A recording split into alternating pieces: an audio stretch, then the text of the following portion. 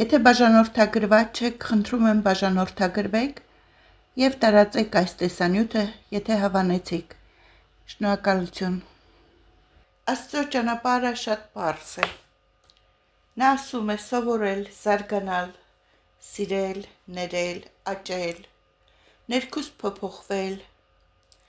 Այդ ուղին հնարավոր է միայն ազատ մտքով, բաց հոգով և ակտիվ գիտակցությամբ։ Եվ երբ այդպես ապրենք, մենք կդադարենք պատերի ետևում Աստծուն փնտրելուց։ Նա կլինի արդեն մեր մեջ։ Այս ամենը պետք է բարձրաձայնվի։ Ժողովուրդը հոգնել է սուտ խոստումներից, սուտ քարոզչությունից։ Մարդիկ չեն ուզում պարզապես ծիսակարգեր, ծեսեր։ Մարդիկ ուզում են իրական հոգևորություն։ Նրանք փնտրում են իսկական հոգևոր սնունդ, հոգևոր աղբյուրներ, իրական սեր, իրական օգնություն։ Իսկ դուք չեք կարողանում դա տալ։ Սա արդեն փաստ է։ Ժողովուրդը շատ համբերատար է եղել ձեզ հետ։ Դուք ձեր դերում թուլացել եք։ Դուք չեք օգնում մարդկանց այնպիսի կյանք ուղղորդել, որ կազատի այդ հոգիների անընդհատ վերածնումից ու տառապանքներից։ Ես չգիտեմ դուք Աստծո գործն եք կատարում, թե չգիտեմ ում։ Այդպես չօգնելով դուք դեմ եք գնում Աստծուն, Աստծո պլաններին։ Աստված տալիս է այդ հնարավորությունը 1000 անգամ, իսկ դուք մեկ անգամ նույնիսկ չեք փորձում օգնելու, որ մարդիկ հասնեն այդ կատարելությանը։ Եվ եթե նույնիսկ աստվածային աշխարհ կա այնպիսի բաներ, ինչպիսիք են հրեշտակները այն հոգիներն են, որ արդեն այստեղ անելիք ավարտված է եւ վերածնվելու կարիք չեն զգում։ Նրանք ինչպես 10-րդ դասան ավարտում եք, անցնում եք համալսարանի եւ այլ կրթության, անցնում եք այլ մակարդակի։ Այդ մակարդակին հասնելու համար ուղղակի մասնակցելը պատարագի, դա հիմարություն է։ Դրան չեք կարող հասնել միայն պատարագների մասնակցելով եւ մոմեր վառելով, մի քանի երգեր լսելով։ Ինչպես երեխան չի կարող սկսել քայլել, չի կարող նաև ընկալել բարձրագույն մաթեմատիկա, շատ փոքր երեխան։ Ասում են որոշ հոգիներ նույնիսկ հրեշտակային մակարդակից վերադառնում են մարդկանց կյանք, որպեսզի ուսուցանեն, փրկեն մարդկանց, օգնեն, բայց եկեղեցին այդ մասին երբեք չի խոսում, ինչու՞։ Քանի որ նրանց կառուցած համակարգը կփլուզվի, ճիշտ է։ Այդ իրենց մենաշնորհը մարդկանց իբր թե օգնելու, ճիշտ ուղղության վրա դնելու հանկարծ կհանգչի։ Մի խոսքով, ընկերներ, Աստծո համար կարևոր չէ որտեղից եք եկել եւ ուր եք գնում։ Մարդ պետք է փորձի ապրել գիտակցված, անկեղծ ու սրտով։ Եթե այդպես անեք, դուք արդեն աստվածային ճանապարհի վրա եք։ Հարգելիներս, Կոնստանտին Մելիքյանի ալիքով YouTube-ում տեսա մի հատ 20%-անոց հայերը վերնագրով մի նյութ, ինձ հետաքրքիր էր, բացեցի, կարդացի, լսեցի, զարմացա, չնայած արդեն հարկավոր է դադարել զարմանալուց այս հոգևորականներ կոչած մարդկանց ելույթներից։ Բերեք լսենք, որ տեսնեք, թե խոսքը ինչի մասին է։ Վերջերս ես իմացա, որ 20%-անոց հայ եմ, ինչպես եւ Գարեգին Նժդեհը, երևի այդ էր պատճառը, որ Վարդան Ղուկասյանին մի հատ միջնորդագիր մեր եկեղեցին չողորմաց։ Հիմա նայեք ժողովուրդ ջան, բարև ձեզ, մի քանի վայրկյան լսեք այս կիսախելագարի ելույթից մի հատված, հետո կշարունակեմ։ Աճապահյանն է այդ կիսախելագարը։ Լսեք։ Հայ առաքելական քրիստոնեական ժառանգությունը Հայի ինքնության 80%-ն է կազմում։ Հայի ինքնության 80%-ն է կազմում։ Եթե դու այդ 80%-ից հրաժարվում ես, 20%-ով ես հայ։ Չէ, հայ է, ուղղակի քրիստոնյա չէ, կամ առաքելական եկեղեցու հետևորդ չէ։ Ուրեմն 80%-ից հրաժարվում է։ Բայց մինչև քրիստոնեությունն էլ են, չէ, հայությունը եղել։ 20%-ն է։ Բայց ինչպես եք չափում Դա դա։ 20 Չգիտեմ ինչպես է ազգանունը լավ չմբռնեցի, աճապարյան, թե ինչ, վանական ասեմ, թե ինչ ասեմ, չգիտեմ ձեր հիերարխիայի մեջ ինչ դիրք եք գրավում։ Այնպիսի մի հատ լուրջ դեմքով նստած այնպիսի հայտնագործություն եք անում, որ ամբողջ ազգի բերանը բաց է մնում զարմանքից։ Ես ձեզ ասեմ, որ քրիստոնեությունը հայկական ինքնության միայն ու միայն մեկ հատվածն է։ Մինչև հիմա դուք դա չեք հասկացել։ Դուք մի կարծեք, թե դա 80%-ն է։ Եվ այն պետք է չդառնա չափանիշ հայ լինելու, որովհետև դա կարող է լինել հայության մի մաս, բայց ոչ հայության ինչ լինելու սահմանումը։ Դա սահմանում չի քրիստոնյա, թե ոչ քրիստոնյա։ Հայ լինելը դրա հետ բոլորովին կապ չունի։ Հայ լինելը մշակույթ է, լեզու է, պատմություն է, ժառանգություն է, սեր է դեպի ժողովուրդն ու հայրենիքը, հողը։ Միթե դա ձեզ համար անհասկանալի է և անծանոթ։ Մենք որպես ազգ գոյություն ենք ունեցել մինչև քրիստոնեության պետական ընդունումը։ Մենք ունեցել ենք ուրույն քաղաքակրթություն, հավատալիքներ, փիլիսոփայություն, ճարտարապետություն, միթե չեք հասկանում այդքան սահմանափակ են ձեր գիտելիքները։ Եթե այսօր մեկը փորձում է ասել, որ ոչ քրիստոնյան հայը 20% հայ է, ուրեմն նա մերժում է մեր անցյալի բոլոր հերոսներին, մտածողներին, ինտելիգենցիային, ովքեր որ կարողանում են տարբեր ձևերով ընդհանրապես չհավատալ, բաց սրտով, գործով և կյանքով հայ են, բայց կարող են հավատացյալ չլինել։ Ու հիմա, եթե մեկը ասում է, եթե քրիստոնեությունը չես հավատում, ապա 20% հայ ես դու, սա մի հատ անարգանք է ամբողջ մեր նախաքրիստոնեական պատմությանը։ Դուք ուզում եք ասել, որ մինչև քրիստոնեությունը ոչ մի պատմություն չի եղել։ Դա սխալ է եղել, հայ չի եղել, չգիտես թե ինչ ազգեր են դրանք եղել։ Դա անարգանք է նաև մեր մշակույթին, մեր պապերին։ Ու եթե որևէ մեկը համարում է, որ առանց իրենց ընդունած քրիստոնեական մեկնաբանության հայ մարդը թերի է, ուրեմն իր հավատն ավելի շատ քաղաքական է, քան թե հոգևոր։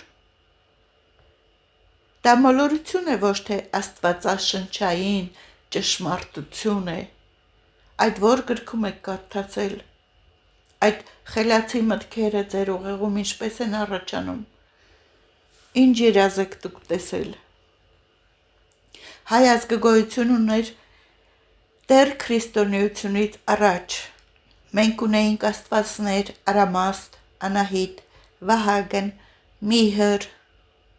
Մենք ունեինք տաճարներ, հավատալիքներ, փիլիսոփայություն։ Մենք արդեն քաղաքակրթություն էինք։ Այն ժամանակ, երբ աշխարհում նույնիսկ շատերը չէին ծնվել։ Տիգրան Մեծի օրոք հիշեցնեմ, որ մենք ունեինք հզոր կայսրություն, միջերկրական ծովից դեպի Կասպից ծով։ Բայց բերեք ուշադրություն դարձնենք, թե ինչ եղավ քրիստոնեությունից հետո։ Մինչև քրիստոնեությունը 301 թիվն էր, մենք ավելի ուժեղ էինք։ Իսկ դրանից հետո այդ ինչպես եղավ, որ քրիստոնեությունը ընդունելուց հետո սկսվեց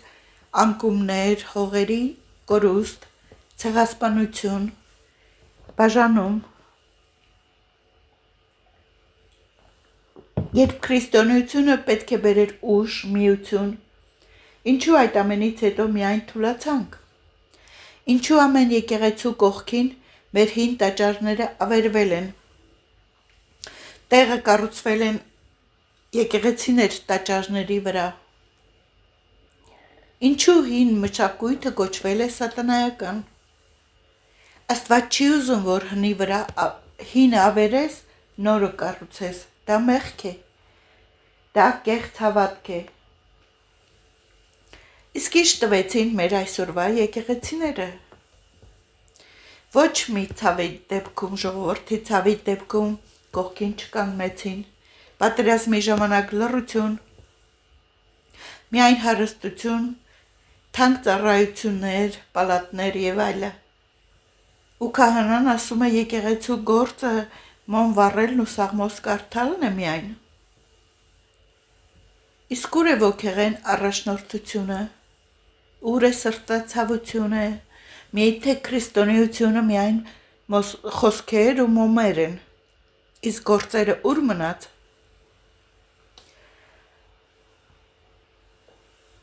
Դուք ուզում եք ասել, որ բերեք ասենք այսպես, քանի որ դուք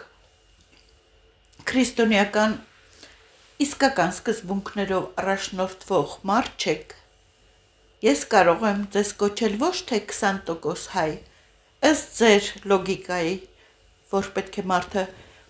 հայ կոչվի միայն, եթե իրոք 80%-ը իր մեջ կա հավատք քրիստոնեության։ Ուրեմն դուք ունեք ընդամենը 0.0001% հայություն ձեր մեջ կամ ոչինչ էլ չունեք, որովհետև ձեր մոտ քրիստոնեությունից ոչ մի մասունք անգամ չկա սկզբունքներից։ Եթե դուք պառակտում եք ձեր խոսքերով, եթե դուք վիրավորում եք մարդկանց ինքնահարգանքը,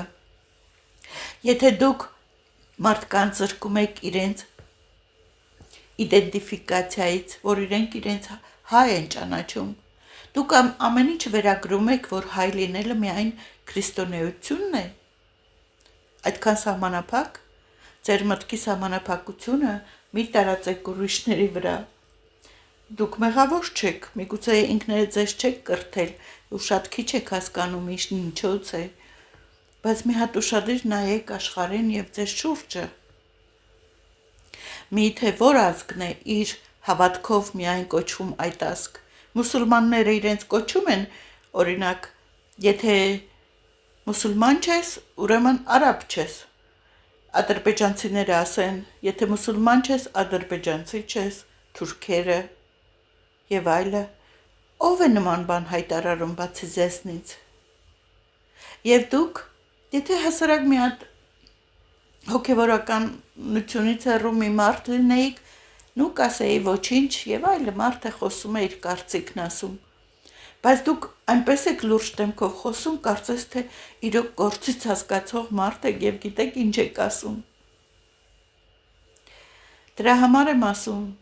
մի քանի կտոր գիտելիքները ձեզ շատ քիչ են կյանքը հասկանալու համար, դուք նույնիսկ ձեր ժողովրդի պատմությունը չեք հասկանում։ Դուք ձեր ժողովրդին չեք հասկանում, ձեր խոսքերի անհեթեթությունը նույնիսկ չեք հասկանում։ Սա արդեն ես չգիտեմ ինչ է, եւ եթե պիտի մնացած հոգեվորականները լռեն, դա համաձայնության նշան է։ Ինչու չեք խոսում։ Ձեր մոտ որովից է բաներ են կատարվում, վատ արարքներ, վատ խոսքեր, մարդկանց եւ այլն, շատ բաներ են կատարվում։ Դուք կամ լռում եք բոլորովին անգործության մատնված ամեն դեպքերում, կամ որևիցե եկեղեցականների սխալ քայլերը չեք դատապարտում։ Այսինքն, Եթե եկեղեցական է, ամեն ինչ կարելի ասել կամ անել, դուք ձերոնց մի խոսքով պաշտպանում եք, ճիշտ է։ Դա է ձեր ճշմարտությունը, դա է ձեր ազնվությունը։ Դա ինչ է նշանակում, որ պետք է յուրաքանչյուր մարդ, ինչը թե հակել է սև զգեստ, գա եւ ասի նման բաներ եւ դուք ձայն չհանեք։ Դա ինչ վախկոտություն է։ Այս տարիներին միայն ձեր վախկոտությունն եք ցույց տվել եւ խտրական վերաբերմունքը ամեն ինչի հանդեպ։ Չեզոքություն երբեք չեք ցուցաբերել, երբ որ գործը վերաբերվում է ժողովրդին եւ ձեր եկեղեցականներին։ Ժողովուրդը միշտ սխալ է, դուք միշտ ճիշտ։ Այդ ինչ գիտնական եք դարձել, որ նման բան եք հայտարարում։ Եվ ընդհանրապես, միգուցե միտումնավոր է արվում, միգուցե այսպիսով դուք նպատակ ունեք ժողովրդին հիասթափեցնելու վերջնական, որ թքեն ասեն, «Տո դուք էլ դու ձեր եկեղեցին էլ այս է, ահա, այս ժամանակ օրենք օրինեք դուք հայ չեք»։ Անձնագրում գրեք 20%-անոց հայ։ Բա որը դարձավ Հայաստանի մեծամասնությունը 20%-անոց հայ, նշանակում է, որ մենք պետություն չունենք, Հայաստան գոյություն ունենալ չի կարող, որովհետև ընդամենը 20%-անոց հայեր են ապրում, դա է ձեր ասածը, ում մորակարգն եք կատարում։ Նիկոլի, թե Ադրբեջանի։ Քանի տոկոսանոց հայ եք դուք, նման բաներ հաղորդելիս, ասելիս, արտահայտվելիս։ Մի խոսքով ընկերներ, եթե եկեղեցին լռում է ամեն ինչում, ոչ մի գործնական քայլեր չի անում։ Ահա Ադրբեջանի այդ հավաքույթը, որտեղ նրանք քննարկում էին հայկական եկեղեցիներ չեն եղել, այնտեղ եւ այլը, մեր եկեղեցիները լուր էին, եկեղեցականները նորից կրոնավորական դեմքեր ստացան ու լուր ու մունջ ծանր ու բարակ նստեցին տեղերները։ Ամոթ ձեզ, մենակ այսքանը կասեի, ամոթ ձեզ, եւ կտեսնեք, որ կգա մի օր, եթե սպես շարունակեք, ձեզ նույնիսկ բարև տալ անգամ չեն ուզենա, ձեր եկեղեցին մեկ մարդ անգամ չի մտնի, գնացեք ինչպես ուզում եք, այնպես էլ ապրեք։ Այդ ձեր գանձանակները այլևս չի լցվի ժողովրդի քրտինքով վաստակած փողերով, որ կարողանաք ձեր կյանքը ապահովել։ Ես գիտես ինչ, արդեն հասկացա ինչի համար եք ասում։ Երևի ուզում եք պարտադրել բոլորին եւ վախեցնել, որպեսզի հանկարծ չկոչվեն 20%-անոց հայ, բոլորը անպայման լինեն քրիստոնյա, ապացուցեն, որ քրիստոնյա են, հաճախեն ձեր եկեղեցին, որ ձեր մոմերը վաճառվեն, ձեր ծիսակատարությունները վաճառվեն, այսինքն միայն ձեր գրպանի մասին եք մտածում, ճիշտ է։ Այսպես կարող եմ մտածել ձեր հայտարարությունից հետո։ Այսինքն ինչքան շատ լինի մեր հաճախորդները, կլիենտները, այնքան լավ մեզ համար մեր կյանքը այնքան լավ։ Դրա համար բեր պարտադրենք այսպես, նոր ձև եք գտել։ Անպայման եղեք քրիստոնյա, քրիստոնեությունը միթե պարտադրվում է։ Միթե Աստված ասել է պարտադրեք հավատքը, նույնիսկ մուսուլմանների մեջ նման բան չկա։ Այն մարդը, ով կպարտադրի մուսուլման լինել, դա իրենց Աստվածը չի ընդունում։ Հա, կարող են անել, բայց ոչ իրոք հոգևոր կյանքով ապրող մարդիկ։ Բռնի կերպով հավատք չեք կարող մտցնել ժողովրդի սիրտը։ Կարող եք պարտադրել հազար ու մի սահմանափակումներով, կարող եք ստորացնել ձեր հայտարարություններով, կարող եք նույնիսկ օրենքներ հայտարարել եւ այլը, բայց բռնի ուժով հավատքը պարտադրելը կապ չունի թե մարդիկ ինչից դրդված դա կանեն։ Դուք գործում եք ամենամեծ մեղքերից մեկը եւ ինքներդ ձեզ կոչում հոգեվորական, ձեզնից մեղավոր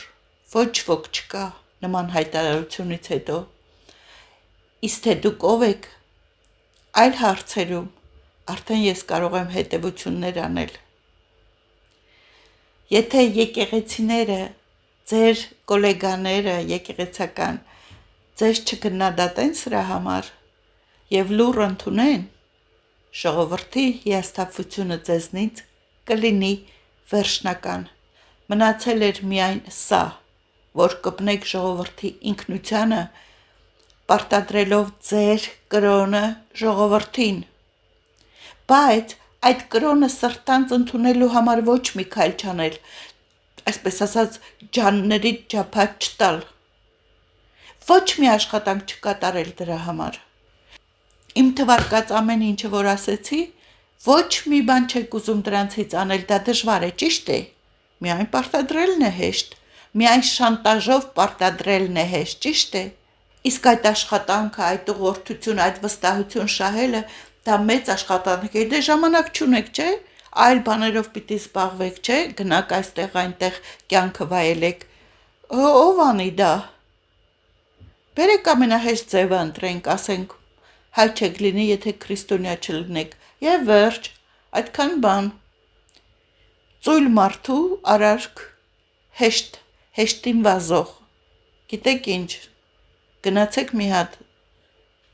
եթե դուք այս ամեն ինչը լուրջ եք ասում, մի հատ գնացեք, միգուցե ժամանակն է, որ ստուգ եք հոգեբանի մոտ, ձեզ մոտ ամեն ինչ կարգին է, թե ինչ-որ մի բան երբեմն այնպես չի ընթանում, որից դուք կարող եք տեղյակ չլինեք։ Սա եմ խորհուրդը ձեզ։ Եվ ընդհանրապես այդպիսի բաներ հայտարարելու փոխարեն ավելի լավ է լռեք։ Ավելի լավ է ոչինչ չխոսակ։ Եթե ձեր խոսալը մենակ վնաս է բերում ինքներդ ձեզ, մեզ ոչինչ անել չեք կարող։ Մեզ ոչ մի բան պարտադրել չեք կարող։ Մենք ստրուկներ չենք, մենք ստրկամիտ ժողովուրդ չենք, ստրուկ երբեք չենք եղել և եկեղեցու ստրուկները լինել էլ չենք պատրաստվում։ Մարդը կարող է միայն սրտով և հոգով ընդունել հավատքը, ոչ թե պարտադրությամբ։ Եթե դուք կարծում եք, թե քրիստոնեությունը կարող է դառնալ դիկտատորի պես մի բան, պարտադրվող, սխալվում եք, դրան հակառակ կարող է ժողովուրդը շատ ուժեղ ընդդիմանալ։ Ժողովուրդը չի սիրում պարտադրանք, նամանավանդ հոգևոր հարցերում, միթե ես պետք է սա ձեզ բացատրեմ։ Պատկերացնում եք ինչքան եք, ինչ աշճանի եք դուք անհետ դարձել, որ ես պետք է նստեմ իմ ժամանակը ծախսեմ ձեզ խելք խրատ տալու։ Ես իմ ասելիքը ասեցի։ Հայ լինելու համար պարտադիր չի հավատալ քրիստոնեությանը, կարճ ու կոնկրետ։ Ոչ մի ազգի այս կամ այն ազգ լինելը չի որոշվում իր կրոնով։ Միգուցե սա հասկանաք, եթե մի քիչ խորհեք։ Իսկ դուք, հարգելի եկեղեցականներ, միգուցե զբաղվեք ավելի կարևոր գործերով, որը որ գոնե իմաստ կունենա։ Մեզ խնդրում եմ բացատրեք, համոզում եք բոլորը հավատացյալ լինեն, եկեղեցուն, քրիստոնեությանը հավատան եւ այլը, ապա խնդրում եմ բացատրեք, թե ինչու են թաքցված իսկական գրքերը, իրական գրքերը եւ ձեր դերը ինչումն է կայանում եւ ինչեր եք արել։ Աստվածաշնչի իսկական տեքստերը պահպանվում են Վատիկանում, դա արդեն մենք իմացել ենք։ Ինչու է մուտքը միայն հատուկ մարդկանց թույլատրվում, որպեսզի կարողանան տեսնել, կարդալ եւ այլը։ Ինչու է նման սրբազան փաստերը թաքցվում։ Միգուցե այն բոլորովին էլ չի համապատասխանում այն գրքերին, որոնք դուք այդպես աչք ու ձախ բաժանում եք։ Ինչու չեք ուզում ճշմարտությունն իմանալ, ձեր ուժերից վեր է։ Դե եթե դուք չեք կարողանում ճշմարտությունը իմանալ, ինչու եք սպասում, որ մարդիկ կուրորեն հավատան այն ինչ, որ դուք քարոզում եք։ Որովհետև եթե բացահայտվի ճշմարտությունը, այն կփշրի այն համակարգը, որը որ ստեղծել եք վախով, միայն կառավարելու նպատակով, ոչ թե սեր տարածելու նպատակով։ Եվ եթե հենց այդ պատճառով եկեղեցին չի խոսում նման հարցերի շուրջ, շատ կասկածներ է առաջանում։ Դուք ցանկանում եք միայն ու միայն մոլորություն տարածել, ոչ թե ժողովրդին բացատրել ինչպես ապրել, ինչպես զարգանալ, ինչպես սիրել։ Շատ հեշտ համակարգ եք ընտրել վերահսկողության, մեծ խավերի, ժողովրդի մեծ խավերի, որովհետև կուրորեն հավատալը ձեզ այդպես իհարկե շահավետ է։ Իսկ իսկական ճշմարտությունը բացահայտելը եւ հաղորդելը ձեր ուժերից վեր է, ձեր հասկացողությունից եւ ձեր պարտականություններից նույնպես, այո։ Իսկ հիմա բերեք նայենք, թե քրիստոնեության անվան տակ քրիստոնեությունը որպես գործիք օգտագործելով ինչ հրեշավոր բաներ են կատարվել աշխարհում։ Չէ՞ որ դրանք էլ են եղել հավատացյալներ եւ քրիստոնեությանը հավատող մարդիկ։ Դավանանքը իր բնորոշ ձևով խաղաղության, սիրո եւ ուղեցույցի աղբյուր կարող է լինել։ Այնուամենայնիվ այն օգտագործվել է շատ հաճախ, որպես գործիք մարդկանց հսկելու, ազգերը իրար մեջ բաժանելու եւ բռնությունը արդարացնելու համար։ Նման բան եղել է իհարկե։ Դավանանքների այս մանիպուլյացիաները հանգեցրել են վախճանների, նվաստացումների, զանգվածային ռմբակոծությունների, կան շատ օրինակներ։ Նայենք խաչակրաց արշավանքները 1095-ից 1291 թվականներին։ Քրիստոնեության խաչակրաց արշավանքները հայտնի օրինակներից մեկն են, որ դավանանքը բռնության համար օգտագործվել են, խրախուսվել են, սպանելու եւ նվաճելու Աստծո անունով նորից։ Քրիստոնեության Աստծո անունով նման նպատակների համար են օգտագործվել։ Նրանք նախաձեռնել են կաթոլիկ եկեղեցին եւ նպատակը Երուսաղեմ մուսուլմանների վերահսկողությունից ետ վերցնելն էր իբրտե։ Այս սուրբ պատերազմը հանգեցրեց 100 հազարավոր մարդկանց մահվան, այդ թվում հրեաների, մուսուլմանների եւ նույնիսկ քրիստոնեության հետևողների։ Այդ խաչակրաց արշավանքի ժամանակ սկզբնական շրջանում նրանք սպանեցին հրեաներին Գերմանիայում, Երուսաղեմում, երբ նրանք գրավել էին քաղաքը, նրանք կոտորեցին մուսուլմաններին եւ հրեաներին պնդելով, որ դա Աստծո կամքն է։ Խաչակրաց արշավանքները ոչ միայն կրոնական նվաճման մասին էին, այլ քաղաքական շարժառիթներով էին։ Նրանք ծառայում են ֆեոդալական ազնվականներին միավորելու եկեղեցու զորության ներքո, ինչպես նաև հողերի, ունեցվածքի ձեռքբերման նպատակով։ Այս ակնհայտ դավանանքային շահագործումները քաղաքական եւ տնտեսական շահերի համար պատճառ դարձավ զանգվածային աղետների։ Քրիստոնեությունը կարող է օգտագործել շատ շարժառիթներով, շատ տարբեր նպատակներով։ Միշտ չէ, որ այն ծառայում է իրոք Աստծուն եւ լավ բաների համար։ Բերեք վերցնենք ինկվիզիցիան 12-րդ դար մինչև ինկվիզիցիան հատկապես իսպանական ինկվիզիցիան, որ օրինակ էր շատ սարսափելի, որտեղ նորից օգտագործում էին հավատքը, դավանանքը, շահագործում էին, որպես բռնության գործիք, որպես կոնտրոլի գործիք, եկեղեցին քրիստոնեական դոկտրինները պաշտպանելու պատրվակով հազարավոր մարդկանց ծեծի ենթարկեց, մահապատժների ենթարկեց։ Ինկվիզիցիայի ժամանակ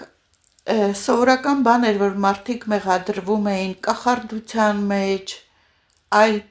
ծագումներ ունենալու մեջ։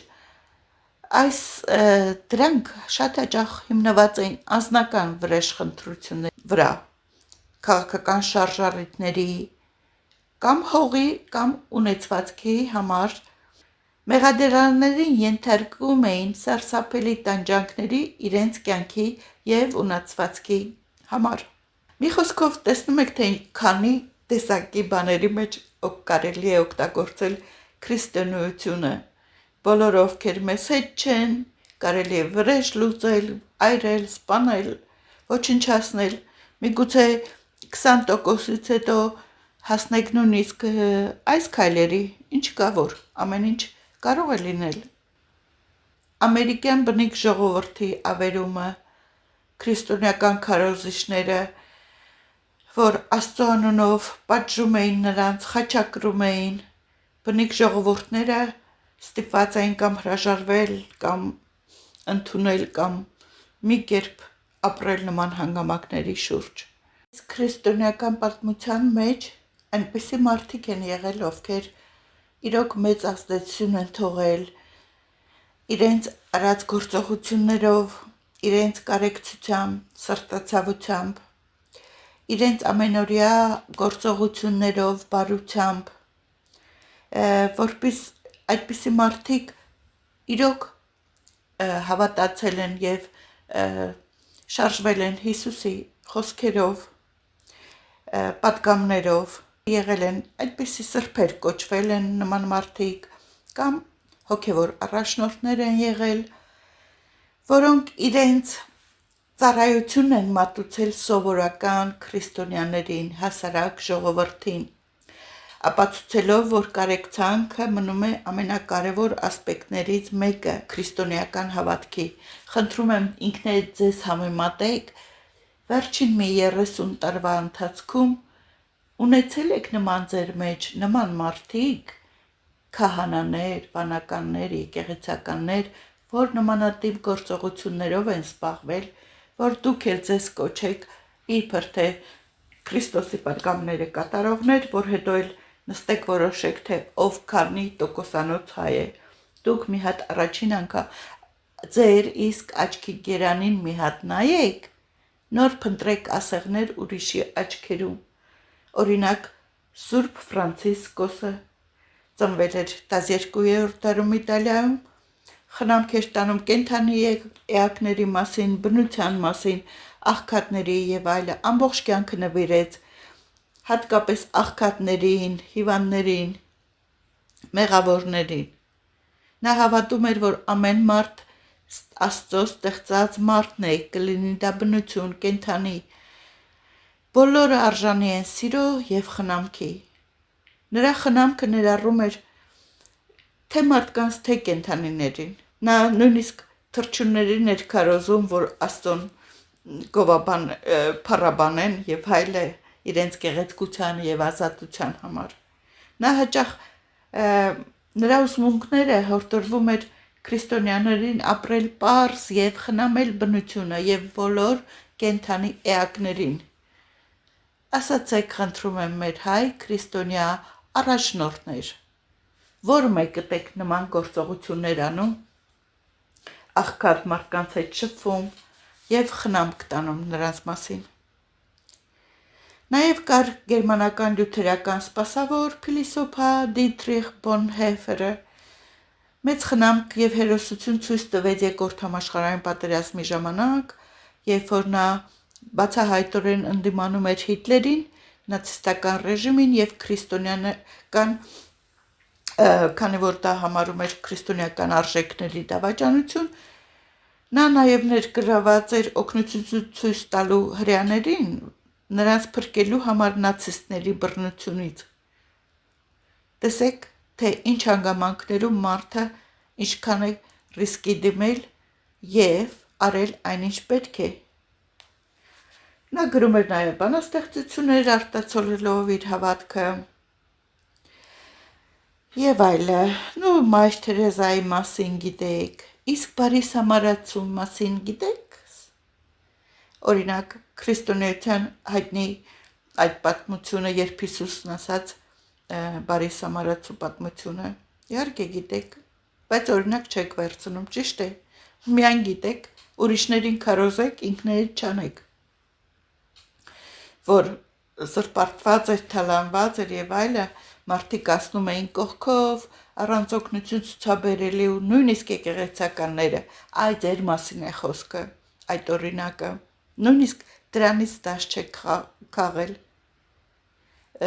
Միայն Սամարացին կանգնեց եւ օգնեց։ Այս պատմությունը ուսուցանում է, որ պետք է սիրենք մեր մոտիկներին, բոլորին, անհատին, անկախ ծագումից, անկախ կրոնից ու կարգավիճակից, իսկ դուք պառակտություն եք մտցնում 20%-անոց հայ կոչելով մեկին, ինչպես կարելի է դա բացատրել նույնպես ուղղակի абսուրդի ժանրից։ Պապ Հովհաննես Պողոս II խնամք էր տանում աղքատների հանդեպ, հռոմեական կաթոլիկ եկեղեցու առաջնորդն էր, հիվանդների, աղքատների մասին խնամք էր տանում, հիվանդանոցներ, որբանոցներ այցելում, աղքատ թաղամասեր եւ հույս ներշնչում, խնամք ցուցաբերում։ Միթե դուք անում եք սրանք։ Պատգամները ինչու չեք կատարում, այս սուրբ հավատացյալներ, որ ուրիշներից է պահանջում եք, որ քրիստոնյա դառնալ։ Նաև Սուրբ Վինսենտ դե Պոլը ծառայում էր աղքատներին, օրինակները շատ են, կարող եք այդպես շարունակել ու շարունակել, չգիտես ինչու ձեր մեջ չեմ տեսնում ոչ մեկին այդպեսին, այդքան հավատացյալ եք եւ այսքան անկարող, թե անբան։ Քրիստոնեական կազմակերպությունները եւ շարունակում են փրկել աղքատներին, շատ գործողություններ են ծավալում եւ այլը, նույնիսկ պատերազմի ընթացքում, բայց ձեր հենց մեր հայկական եկեղեցականների եւ այլը նման արարքները ես չեմ տեսնում։ Միջազգային մակարդակով տեսնում ենք, այո, բայց ոչ հայ եկեղեցականների կողմից։ Սնունդ են բաժանում, օգնություն եւ այլը, հոգեվոր աջակցություն են տրամադրում։ Դա ձեզ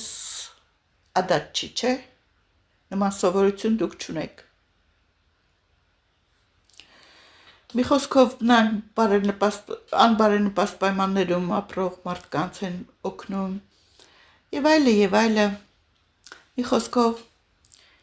այս օրինակները ցույց են տալիս, որ քրիստոնեության մեջ կարևոր է հավատարիմ մնալ պատգամներին, ուսմունքներին։ Քրիստոնյաները պետք է իրենց կյանքը ուղղեն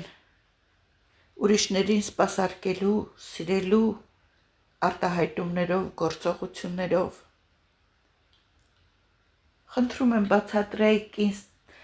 ներկայացրեք այդ ցուցակը, որ դուք նման ուսմունքներով եք շարժվում, նման գաղափարներով եք շարժվում, ինչ եք տալիս, որ ինչ էլ պահանջում եք։ Հանդուրժողականությունն ու մարդասիրությունը կարող են խթանվել եկեղեցու քահանաների կողմից, կրթելու մարդկանց բարոյական արժանինքների շուրջ։ Դուք կարող եք իրականացնել գործնական քայլեր, որոնք կօգնեն ժողովրդին բարոյական հասարակություն ստեղծելու համար, որը հիմնված կլինի սիրո, համերաշխության եւ արդարության վրա։ Դա է ձեր դերը։ Հիմա դուք ձեր դերը նշանակությունը դուք չեք հասկացել։ Այս բաները եթե չեմ տեսնում, ուրեմն չեք հասկացել, որ չեք անում։ Դուք պետք է բարձրացնեք բարոյական կրթությունը, սերն ու համերաշխությունը խրախուսեք։ Եկեղեցին կարող է շեշտադրել սիրել ընկերոջը, ներողամիտ լինել, ցուցաբերել կարեկցանք հիվանդներին, աղքատներին։ Սա շատ կարևոր մի մաս է, այսպես է կրթվում հասարակությունը, դրա համար է այս ժողովուրդը այս վիճակի մեջ, որովհետև դուք թերացել եք ձեր դերի մեջ։ Դուք կարող եք դա իրականացնել գործերով, քարոզներով։ Քահանաները կարող են կազմակերպել համանքային ծրագրեր, սննդի հավաքագրում, երեխաների հիվանդանոցների այցեր, անտուններին օգնություն տրամադրելու նպատակով։ Ներողամտություն կարող եք քարոզել, խրախուսել մարդկանց, որ չլինեն այդքան, ինչպես տեսնում եք, անհանդուրժողական մեկի նկատմամբ, ներել չիմանալ։ Դա ձեր թերությունն է, բոլոր արարքները, որ տեսնում եք ժողովրդի մեջ, դա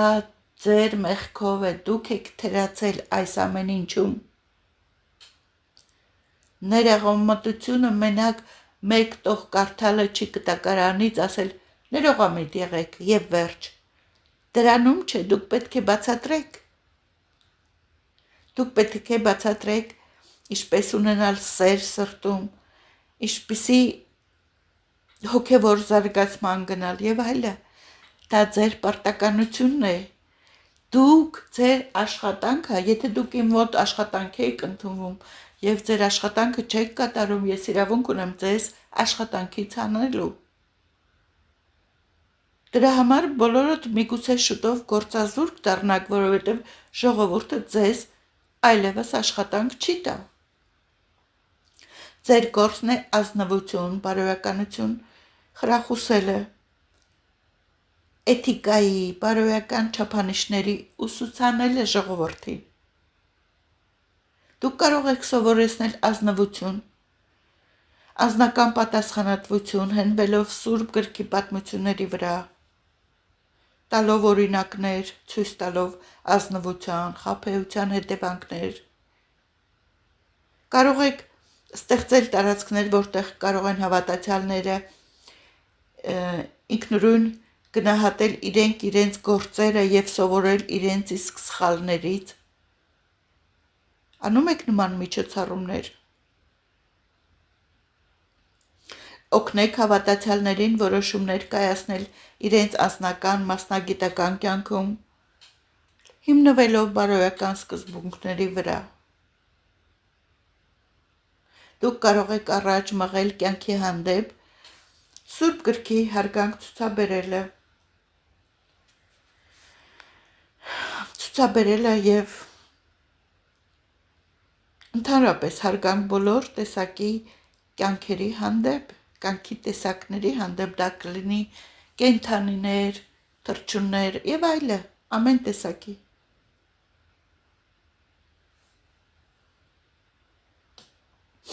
Քահանաները կարող եք նաեւ խոսել սոցիալական անարդարությունների մասին,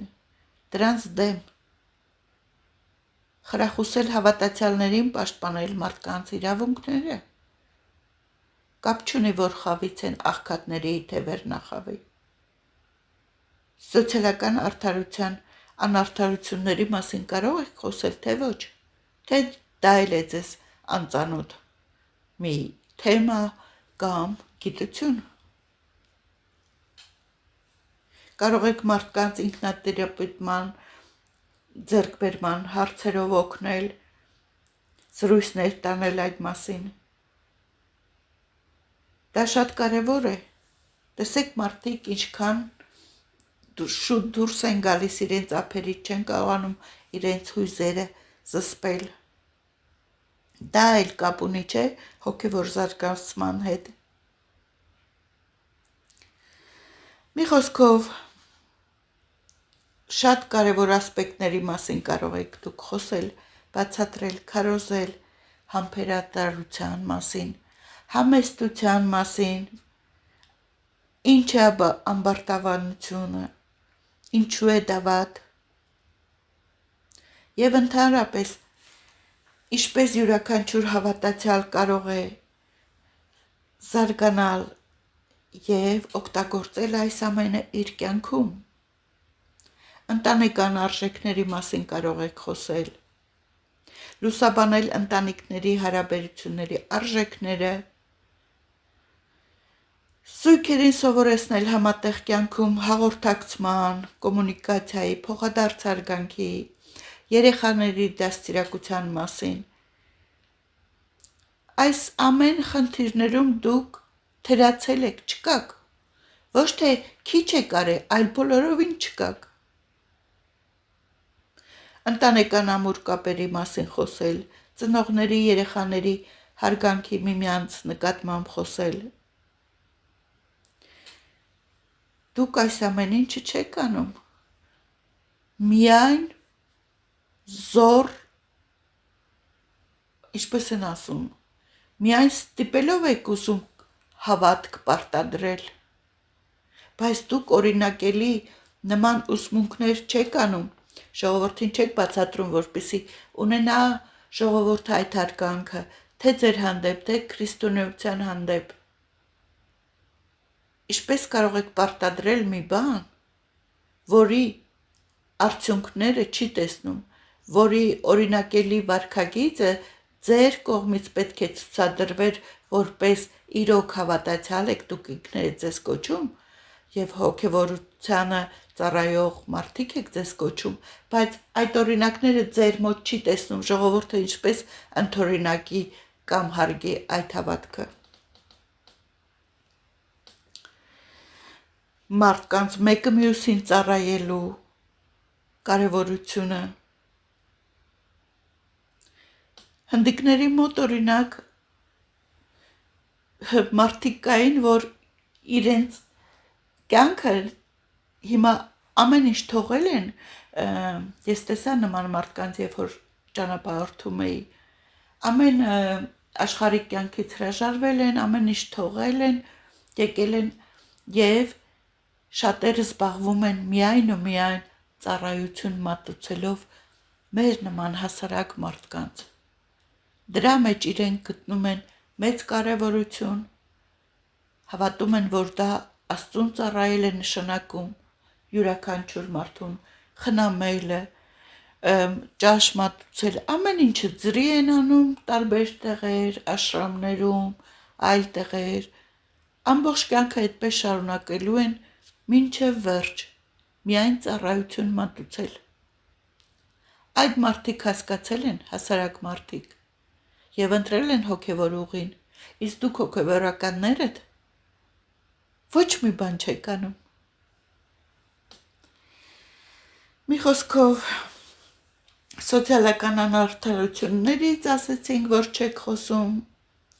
ռասիզմից, աղքատությունից,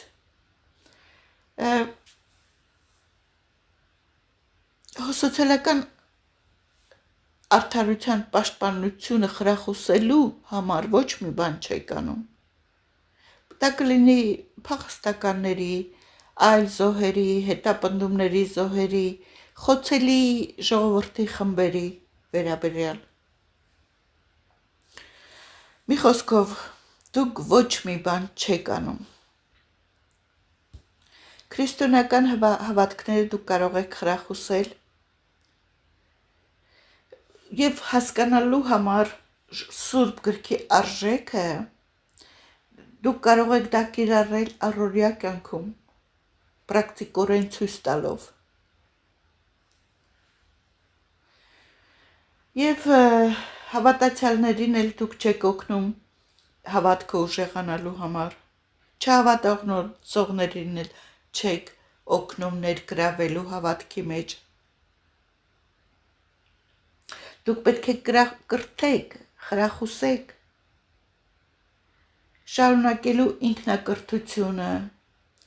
ընդգծելով, որ գիտելիքն ու իմաստությունը շատ կարևոր է աշխարհի համար, համերաշխությունն է կարևոր, համերաշխության ձեր քարոզները ուր են, միասնության, միաբանության։